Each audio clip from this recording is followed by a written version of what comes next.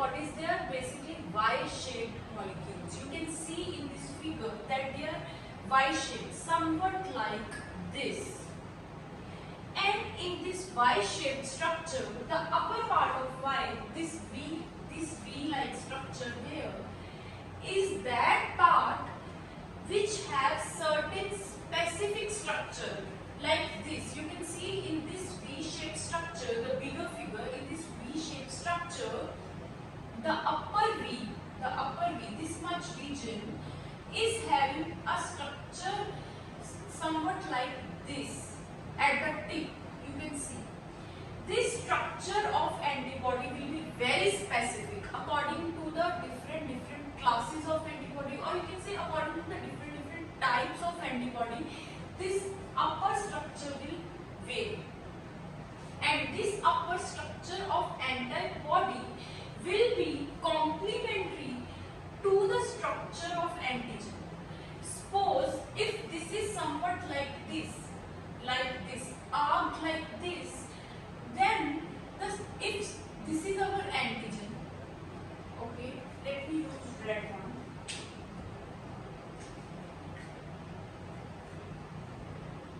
Suppose this is our antigen. Then this surface of antigen, which is basically any kind of pathogen which has invaded your body, this surface of antigen will have a structure somewhat like this, so that this structure present on the surface of antigen, which is also called as epitope. You can actually search this in my previous video. I have given a detail about this epitope. Okay, this structure present on the surface of antigen will be complementary to the structure, to the tip of antibody, so that they can fit with each other like two pieces of puzzle. And if antibody and antigen, they will fit with each other, then there will be formation of antigen-antibody complex, and after formation of antigen-antibody complex, antibody can perform its action by different mechanisms. It can either kill the antigen, it will either immobilize the antigen at its place so that it cannot move further. So it will depend upon antibody on which antigen is binding. But for binding, one thing is must, that the structure present on the surface of antigen, that should be complementary to the tip of this Y-shaped antibody. And this tip that I am talking about is called as paratop. This tip of antibody which has specific structure according to the structure of epitope present on the surface of antigen is called as paratop. This structure, this part right here, having complementary structure to the surface of antigen is called as paratop. P-A-R-A-T-O-P. As they are complementary to each other, let me just erase this. Okay. As they are complementary to each other, this antigen having structure like this, epitome like this, can easily fit into the paratop of antibody. And once epitome and paratop, they are fixed to each other, they fit each other, then antibody can easily perform its action on the antigen. Okay, so the upper part of antigen is performing the function of antigen binding, so that formation of antigen antibody complex can take place. And if we talk about lower part of this antibody, it performs two functions. First function is that this lower part of antibody is called as fragment of crystallization. Upper part was being called as fragment of antigen binding. Why fragment of antigen binding? Because it was having certain specific sequences which are called as paratop, which helped in binding to antigen. That is why this upper region is called as fragment of antigen binding. But if we talk about lower part of this Y-shaped structure, you can say stem of this Y-shaped structure, it will be called as fragment of crystallization. And this fragment of crystallization has two roles mainly. Firstly, we will talk about its main role, and that main role is that this fragment of crystallization, shortly denoted by FC, will bind to certain receptors which are called as FC receptors. FC receptors, and these FC receptors, they are present on the surface of any kind of immune cells which perform phagocytosis. For example, macrophages, natural killer cells, any kind of cells which, for example, let me give you a hypothetical example. Suppose that this lower part of Y-shaped antibody binds to macrophage. We will have to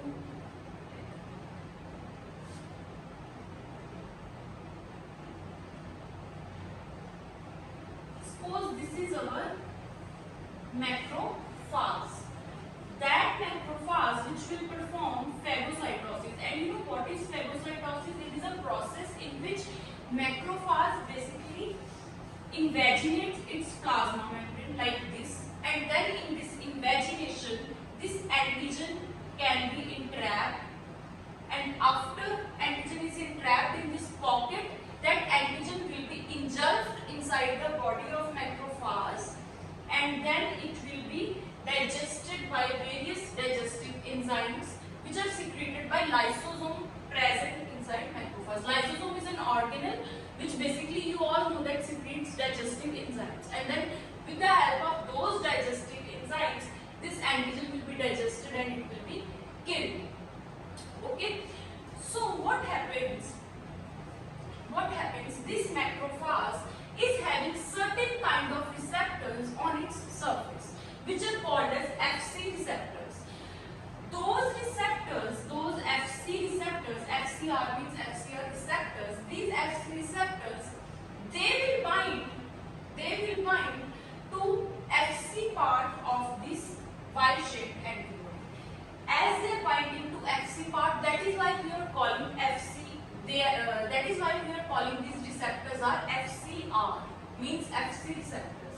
And after this lower stem, which is called as FC, has shown its binding to FCR, they both will attach to each other, and after they have both attached to each other, it will be easier for macrophage, this macrophage right over here, to attack on the antigen which has bonded with this fragment of antigen binding. So you see one thing, that antigen is binding to the upper surface of this Y-shaped molecule, while this lower part is performing in its action. Lower part is performing in immune action. This lower part will bind to certain kind of receptors present on the surface of different cytotoxic cells. They can be macrophages, they can be natural killer cells. If we say that instead of this macrophage, natural killer cell is present, suppose NK cell is present, then obviously this natural killer cell will not perform phagocytosis. This natural killer cell will produce certain kind of proteins which are called as perforins, and these perforins, they will create pores on the wall of antigen, and through these pores water will start to enter and the antigen will swell up, and after antigen has swelled up it will burst, and this is how antigen will be killed. So different kind of actions will be performed according to the type of cell the FC is binding. If it is binding to macrophage, macrophage will perform phagocytosis. If it is binding to natural killer cell, it will help in killing of an antigen by help of proteins which are called as perforins. But this part over here, which is FC, is very important because this is the main part which is further binding to the cell, any kind of cell, which will then perform its action on antigen by different mechanisms, by killing it with the help of perforins by performing phagocytosis. You can observe one more thing also, that antibodies, they are not killing antigen themselves on their own. No. They need the help of certain kind of cytotoxic cells like natural killer cells, macrophages, complement proteins, etc. And that binding is achieved with the help of fragment of crystallization. Another function of fragment of crystallization is that it is of 5 types. Actually, not fragment of crystallization is of 5 types. Okay, we will talk about this point later on, because you will understand this point only after you understand the main outline of antibody structure. After that, we can talk about the second point. If you talk about the main basic outline of antibodies, basic structure of every kind of antibody is same. Actually, there are 5 types of antibodies, and to cram those 5 kind of antibodies, I have a mnemonic, okay, that is GAME. GAME. G for IgG, A for IgA, M for IgM, E for IgE, and D for IgD. These 5, IgG, A, M, E, D, they are 5 types of different antibodies. Why I am writing Ig? Ig means immunoglobulins. Immunoglobulins, they are the type of proteins which form up the whole structure of antibody. Antibody is made up of proteins which we call as immunoglobulins. Rather, actually antibodies, they are glycoproteins which are made up of glyco part and protein part. And that protein part further is made up of immunoglobulins. That is why we are writing Ig. Sometimes instead of calling antibodies as antibodies, we call them as immunoglobulins also. So GAME, or you can, there is one more mnemonic that is AGIT. AGIT also helps you in remembering these 5 different types of antibodies. So there are, and the basic structure of all these 5 different types of antibodies is almost similar except one region, which is fragment of crystallization. If you talk about FAB, if you talk about heavy chain, light chain, okay, we will go into that. But you understand one thing, that basic structure of every type of antibody will be same except one region, that is fragment of crystallization, which will vary in every different kind of antibody. In IgG there will be different Fc, in IgA there will be different Fc. So in basic structure of antibodies, you have 2 light chains and 2 heavy chains.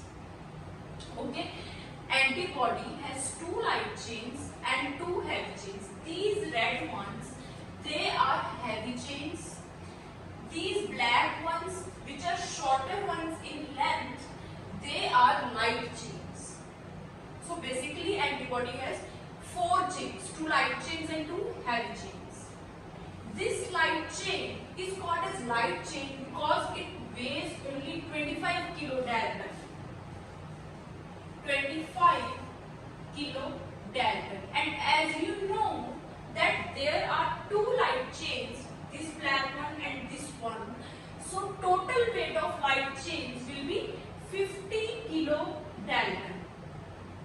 And this heavy chain is called as heavy chain because the weight of this heavy chain, one single heavy chain, is 50 kilodalton, and hence weight of 2 heavy chains will be 100 kilodalton.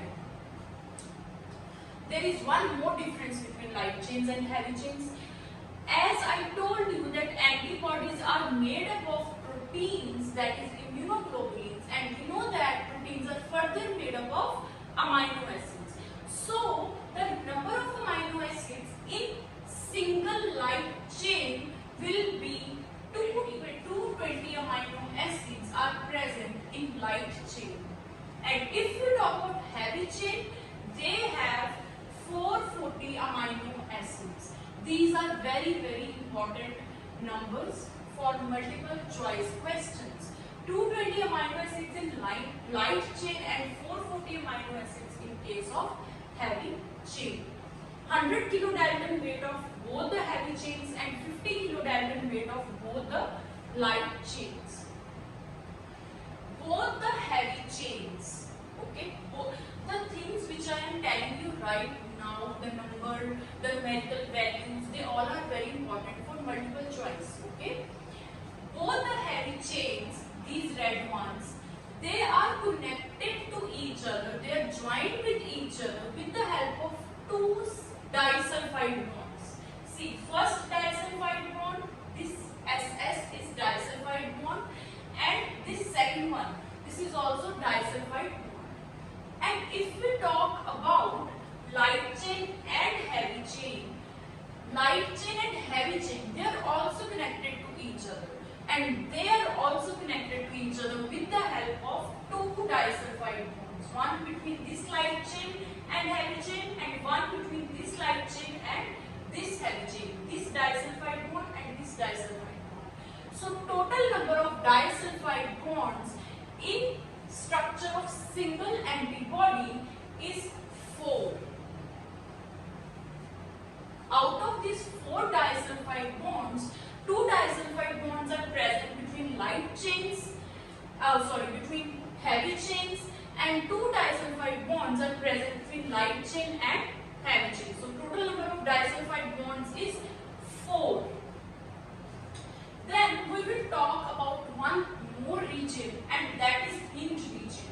This red one, this spring-like region. Okay, this is called as hinge region, and this hinge region has basically no particular known function, but it helps in providing flexibility to antibody so that it can alter its shape sometimes. Next, each light chain is further differentiated into 2 parts. Also, heavy chain is also differentiated into 2 parts, but firstly we will talk about light chain. Light chain, these black ones, they both are differentiated into 2 parts. First part is variable part and second one is called as constant part. Variable part will be depicted by V. Okay, V stands for variable domain, and C means constant, stands for constant domain. And let me erase this whole thing so that your main focus can be on this diagram. Okay, I will clean this. So light chain is further differentiated into 2 parts: upper variable part or upper variable domain, which is denoted by V, and as it is a part of light chain, so we are writing a subscript which is L. L means for light, L stands for light, and constant domain is depicted by C, which is having superscript, that is L subscript. L means light domain. Similarly, this light chain also is differentiated into 2 parts, VL and CL, that is variable domain and constant domain. If we talk about heavy chain is also differentiated into 2 regions, which are variable domain and constant domain. Variable domain, this one, this red upper one is VH. H stands for heavy, again V stands for variable. But if we talk about constant part of heavy chain, the number of constant domains can be 3 to 4. See, in case of light chain, this is again one more difference between light chain and heavy chain. In case of light chain, the number of constant domain was only 1. Okay, in single light chain, there was 1 variable domain and 1 constant domain. But if you talk about heavy chain, there is 1 variable domain and 3 constant domains. First one, second one, third one. CH means constant domain of heavy chain. This number can be 4 also. It will vary according to the type of antibody. The number of variable domains in case of heavy chain is always 1. But if you talk about constant part, it can be having 3 domains or 4 domains. It will depend upon the type of antibody we are talking about. So this is the basic outline of an antibody structure. And one thing more, this variable part, that is VL, VH, VH, VL, okay, the number of variable domains in case of light chain is 2. Total number, 1 variable domain of this single light chain and 1 variable domain of this single light chain. Similarly, the number of constant domains in case of light chain altogether is also 2. Constant part of this light chain and constant part of this light chain. And if we talk about the number of variable domains in case of heavy chain, as you can see, the number of variable domains in case of heavy chains is also 2. First one, second one. And total number of constant domains in case of heavy chain is 6. Why 6? Because 3 in case of this single heavy chain and 3 in case of this single heavy chain. So total 3 plus 3 is equals to 6 constant domains in case of heavy chain. This was about the basic outline of antibody structure.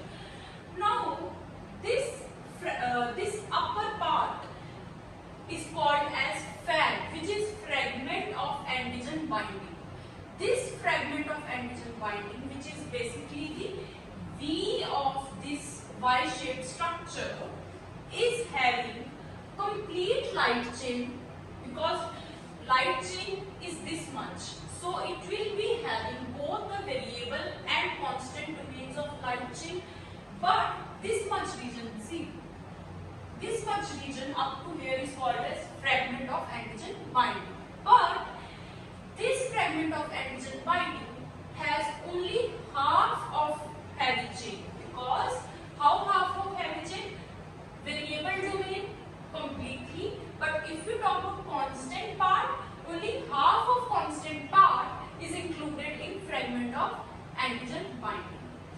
So this is again very important question, that which parts of light chain and heavy chain comprises this FAB. So FAB has both the light chains completely, but both the heavy chains half. And then if we talk about next half of heavy chain, both the heavy chains, this stem part basically of Y-shaped antibody will comprise of another part which is called as fragment of crystallization, depicted by FC.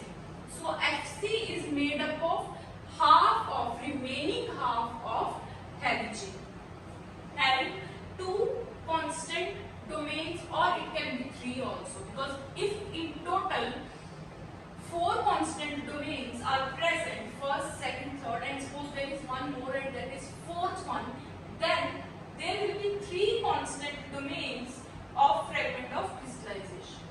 But as I have drawn only 3 constant domains of heavy chain, so one is included in FAB and rest 2 are included in FC. So FAB is made up of light chain plus half of heavy chain, and FC, that is fragment of crystallization, is made up of remaining half of heavy chain. One thing, that there are 2 kinds of groups present, which are amino group and carboxylic group. Amino group, that is NH2 should not be NH3. NH2 is always present on the surface of variable domains. It can be variable domain of light chain and heavy chain both.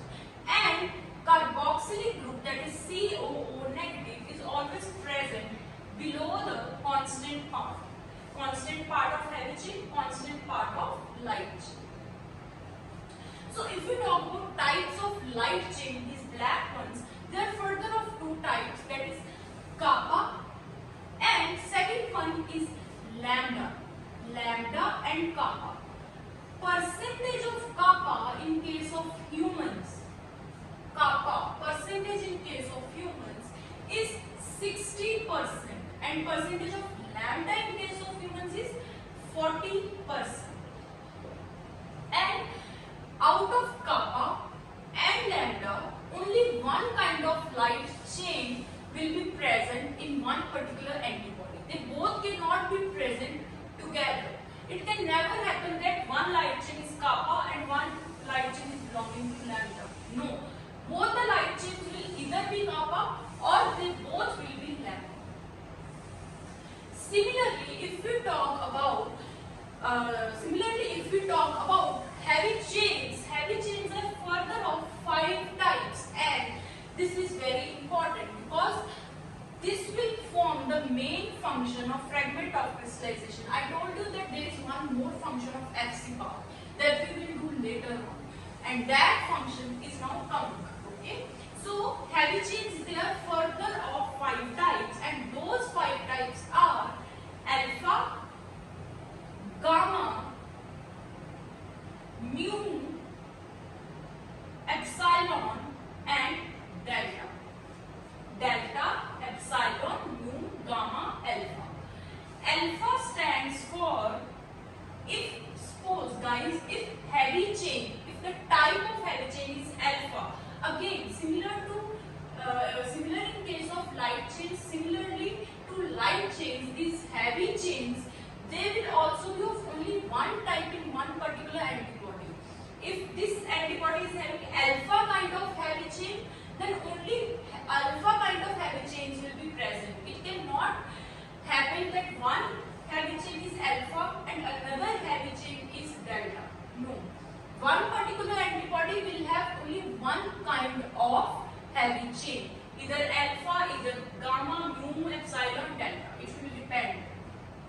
If heavy chain is alpha, then it means that fragment of crystallization will also be alpha. This FC part is made up of what? Basically, it is made up of heavy chain, half of heavy chain, right? And if heavy chain is of alpha type, it means fragment of crystallization will also be alpha. And if FC is alpha, it will give rise to IgA kind of antibody. I told you there are 5 kind of antibodies. If heavy chain, this whole heavy chain is of gamma type, it means FC, that is fragment of crystallization, will also be gamma, and it will give rise to IgG kind of antibody. G for gamma, G for antibody, IgG. If this is mu kind of, then FC will be mu, and similarly antibody will be M. M for mu, M for IgM. If it is epsilon, FC will be epsilon, and similarly antibody will be also IgE. E for epsilon, E for IgE antibody. Similarly IgD antibody, if it is delta, then IgD. D for delta and D for IgD antibody. So this is how the type of FC will determine the type of antibody which will be formed. If FC is alpha, and type of FC, it will further depend upon the type of heavy chain, because FC is a type of it is a part of heavy chain, another part of heavy chain, half part of heavy chain. If FC is alpha, IgA antibody. If it is gamma, IgG antibody, and so on. So FC is determining that which kind of antibody will be present. So FC is the part. You can observe one thing. You will notice one thing, that basic structure of all the antibodies will be same. All these 5 antibodies, but they are differing only in one part, and that is FC. Either it will be alpha, either it will be epsilon. It will vary in different 5 antibodies. So I told you in very starting that all the antibodies, they have basic structure, but they differ only in one part, and that is fragment of crystallization, which will then determine that which kind of antibody will be formed. Okay, so this is helping, this FC part is helping in determining the kind of antibody that will be formed. And these 5 different type of antibodies which are different in this FC part, that is fragment of crystallization only, they are called as isotypes. Isotypes. Why similar to each other, all these 5, except only one part, this Fc part. So they are basically the isotypes to each other. And next thing is that we will talk about the function of FAB and Fc. Although I told you in very starting that this is called as fragment of antigen binding, which is made up of complete light chains and half of heavy chain. And as the name depicts that it is fragment of antigen binding, so it has a particular kind of structure on its tips, and those structures, those specific sequences or structures, they will help in bonding to a particular kind of antigen. If this tip was having shape different than this which I have drawn, then obviously it would bind to some other kind of antigen having some different kind of epitope, right? And why is this called as why is this variable part called as variable? Because this variable part of both the heavy chain and light chain, that will differ in different antibodies. This is the variable part. In every kind of antibody, this variable part will differ. It may happen that in another antibody, this variable parts, the tip of this variable part will have structure like this, somewhat like this. So that is why we are calling it as variable. And structure of this variable part, that is VL, VH, VH, VL, it will determine the kind of antigen it will bind. That is why we call it as fragment of antigen binding. And these complementary sequences which fit each other like puzzle, they are called as paratop or variable domains of light chain and heavy chain, or they are called as complementary CDR, complementary determining sequences. Why complementary determining sequences? Because basically in this variable part of both the light chain and heavy chain, let me tell you one thing. This VL and VH, variable domain of light chain and variable domain of heavy chain, they together constitute one antigen binding site. Suppose if this is our antigen, it will have somewhat structures like this, zigzag teeth-like structures, which will fit into the another puzzle, that is VL and VH. They both together make one antigen binding site, and similarly this whole sum, this all together makes another antigen binding site. So in one single antibody, there are two antigen binding sites. So you can say one antibody has valency or occupancy of two antigens. This region is called as CDR. Why CDR? Because it is called as complementary determining sequence. It will have a certain sequence of amino acids inside it, which will be complementary to the sequence of amino acids present on the surface of antigen. And that CDR region is made up of 100 amino acids.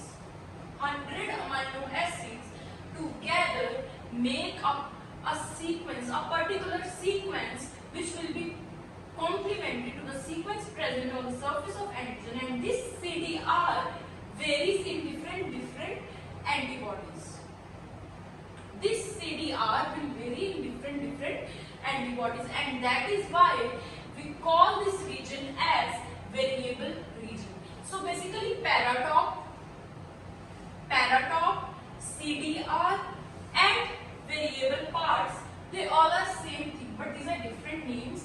Variable part, they are called as paratops also, and these variable parts, they together are also called as antigen binding site, or they are also called as complementary because they have complementary determining sequence, so they are also called as CDR. And CDR has 100 amino acids, again very important.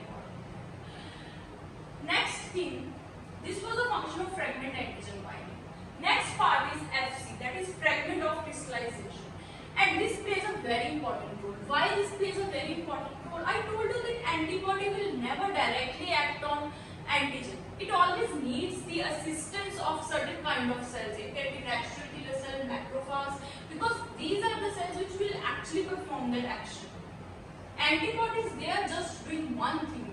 They are providing the sites where antigen can bind. And after antigen has bind to their surface, next function will be performed. Actually the main function will be performed by another kind of immune cells.